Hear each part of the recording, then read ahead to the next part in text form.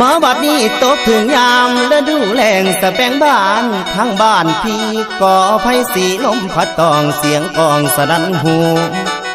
แสนคิดทอดยอดสู่ยามอยู่ห่างน้อไกลกันคุณแล้ว